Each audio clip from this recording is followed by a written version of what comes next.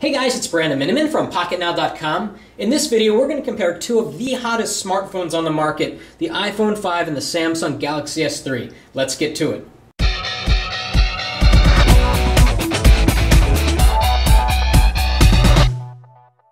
So just look at these two devices. They are vastly different in so many ways. It's very clear that the companies behind these phones think very differently about how people want to use their smartphone. Apple thinks that people want a smaller screen with better one-handed usability. Samsung thinks that people want big screens, big beautiful screens that they can watch movies on that are in standard resolution formats. Let's start off with specs. The Samsung Galaxy S3 has 1280 by 720 resolution. That is true 720p. The iPhone 5 has kind of a weird resolution, 1136 by 640, so it doesn't play back full HD video. It kind of downsamples it a little bit, and we're going to look at 720p video in a minute and see if you can really tell the difference. Now, depending on which Galaxy S3 you get, you'll have different specs. If you've got the international version, you'll have the quad-core 1.4 GHz Exynos processor with a gig of RAM. If you're in the US, you'll have a 1.5 GHz dual-core Snapdragon S4 CPU with 2 gigs of RAM. Wherever you get the iPhone, you get the exact same phone. It's a dual-core A6 Apple chip running at about 1 gigahertz in each core, and it has a gigabyte of RAM, which is double what the original iPhone had.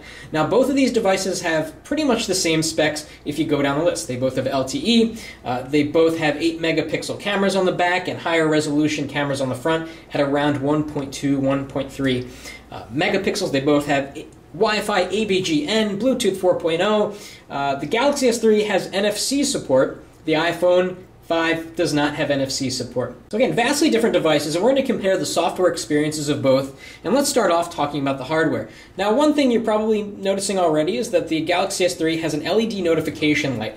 Some people like that because you don't have to turn on your phone to see if you have a missed call or a new SMS. Some people hate it because it's annoying. Apple doesn't think that people should have an LED notification light. Okay, we both have, again, front-facing cameras here. We have proximity sensors. We've got a dedicated home button on both devices. And huge differences in screen. 4 inches here, 4.8 inches here. Let's turn over to the side. The Galaxy S3 is technically a little bit thicker than the iPhone 4S, but it really doesn't feel that way because it's just such a large device in the hand. You kind of just get the sense that it's razor thin. Maybe it's helped by this nice silvery bezel along the side. So if we go to the other side, you've got this sort of curve. So you've got this sort of curve here on the Galaxy S3, very straight like an arrow on the iPhone 5. Here at the top, we have a headphone jack on the Galaxy S3 and then just a power button. Samsung likes to put power buttons on the side, and you know, there are pros and cons to that. It's good for people that are right-handed, but if you're left-handed, well, you're kind of out of luck. We've got the volume rocker on the side on both devices, and on the back, very different designs. The Galaxy S3 has this really shiny plastic on the back, and I always recommend to people that have the Galaxy S3 to get a case because it gets dirty and greasy easily. The iPhone 5, it's still new, remains to be seen whether this brushed aluminum gets dirty and greasy. So far, so good. And on the bottom, Samsung went with the standard micro USB, which is nice, and Apple went with their own proprietary port called Lightning. So, you know, your accessories won't work with that, but they will work with the Galaxy S3. That's just the way things are. So let's turn on both devices. We move the water to unlock, and we slide to unlock over here. And here's what we get. We get a bigger screen here and a smaller screen there. We have Android on one, which of course lets you configure widgets and really do anything you want with the software. Apple doesn't like that idea, and that's fine. Apple likes to keep things simple. iOS hasn't changed that much. You get rows and rows of icons. Android kind of invented the notification shade here, and you pull it down and you can swipe notifications off the screen. Apple allows you to tweet and add a Facebook post from your notification shade. When you do have notifications, though, I must say on iOS, it's a little bit frustrating because you can't swipe off individual notifications and save the ones you want for later. It's kind of an all or nothing thing. It groups them into categories, and you really can't have that level of control over sort of which notifications you want to see and which you don't. So again, Android and iOS, very vastly different operating systems. It's just a matter of opinion whether you like one over the other, and we're not here really to judge that. We're trying to keep this video objective, so let's talk about speed. Let's go into the camera app on both and see which gets there first. First, let's clear out the memory on both, so we'll go over here, hit the trash can, and over here we will do the old tap and close, right? Wish there was a close all button there too, but okay. Equal playing field. Let's open the camera app, see which gets there faster. And by the way, I should mention this is TouchWiz Jelly Bean, so it's going to be a little bit faster than those of you that have Ice Cream Sandwich. This is the leaked TouchWiz Jelly Bean operating system, so it's a little bit faster, a little bit nicer. By the time October comes around, everyone that has a Galaxy S3 will probably have Jelly Bean. So, camera, let's go. Okay, the iPhone 5 was a little bit faster there. Let's go into settings. So we've got settings here and here. A little bit faster on the iPhone 5. Okay, let's open Facebook. Two different Facebook apps. iOS Facebook app is native. The Android one is not, so that might have an impact on performance. It's not exactly an equal playing field here. iOS should be faster just because it's native. And it is. It went right into the screen. Next, let's test S-Voice versus Siri. And Siri's been improved in iOS 6, and the iPhone 5 kind of gets it done faster. So let's go into S-Voice. We'll tap and hold. And what's the weather going to be on Tuesday? Looks like nice weather coming up Tuesday. Up to 73 degrees and sunny. The forecast for Tuesday is mostly sunny and nice. Okay, there we go. What's the nearest Italian restaurant?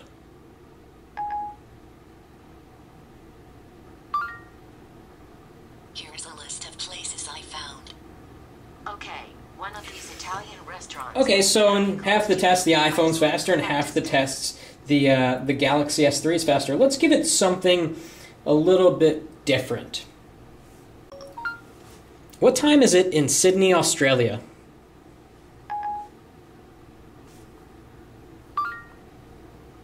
The time in Sydney, Australia is 5:54 a.m. and 49 seconds CST. Okay, you get very similar answers. It looks like the iPhone 5 was faster 3 out of 4 times.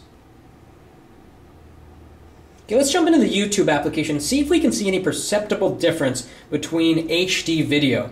And of course, iOS doesn't have a YouTube app built into it anymore. Now it is in the Android. And of course, iOS does not have a built-in YouTube app anymore. You get it from the App Store, which is great because now YouTube can control the application and when it's updated and what it's like and so forth. So let's go into the YouTube app, see which opens faster. Okay, so we got in there a little bit faster in the iPhone. Let's go to the sports category. Maybe we can capture some high motion. And it looks like we have the same video listing over on each side, which is great. And we're going to play the same video at the same time. Just a little note here on color saturation. The iPhone 5 has improved color saturation over the iPhone 4S.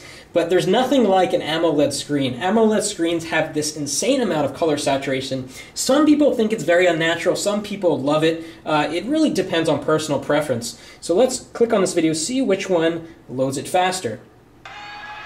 Okay, iPhone 5 faster. And oddly, we're not getting a full screen view here on the iPhone 5, but it's really beautiful here on the Galaxy S3, filling up the entire frame. And on the Galaxy S3, we know we're in HD. Okay, this might not be kid-friendly, but that's okay. In the YouTube app for iOS, you really can't choose sort of the level of quality. So let's find something else that we can watch, hopefully in high def. Okay, how about this one? iOS got there faster. Let's see if we can fill up the full screen. And again, you get some really weird display issues here on the iPhone 5. On the Galaxy S3, it seems to always fill up the frame and really be like one of the most immersive video experiences that you can get on a smartphone. Okay, so let's pop into the internet here. We're going to do some web browsing speed tests. All right, and that was about even actually. So let's go to pocketnow.com here, and we'll just have the iPhone go first.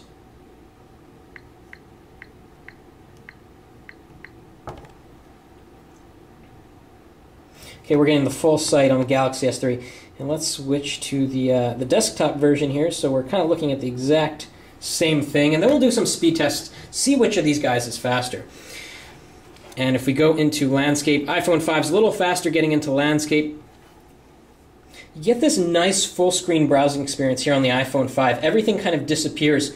Here on the Galaxy S3, you still see the status bar at the top, although there's a way to disable that. So let's move down, zoom in. Clears up almost immediately. Takes longer to clear up here on the Galaxy S3. There's no doubt about that. Let's click on this link at the same time. And they're off at the same time. Annoying pop-up ad, but the iPhone 5.1, even though this was kicked back to the mobile site, which is actually kind of awkward.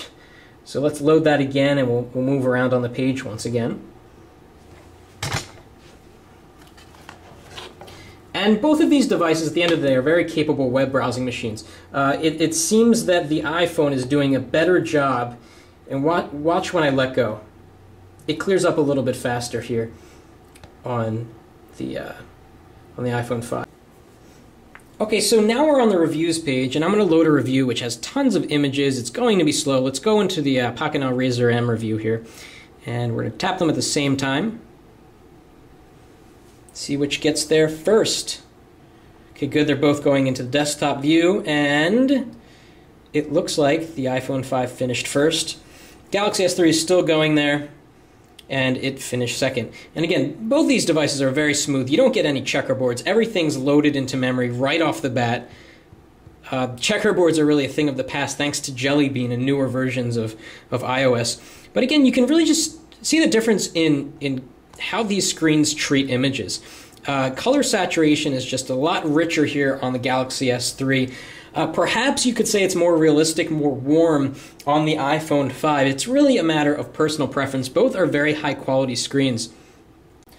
So in a lot of these tests, the iPhone 5 came out ahead of the Galaxy S3 in terms of speed. It loaded web pages faster, it opened apps faster, Siri was faster than S-Voice, and so forth. But at the end of the day, you're stuck with the operating system, and you're stuck with the software. And a lot of people are really tired of iOS, and they kind of want the flexibility of Android. And Android no longer is that operating system for techie people.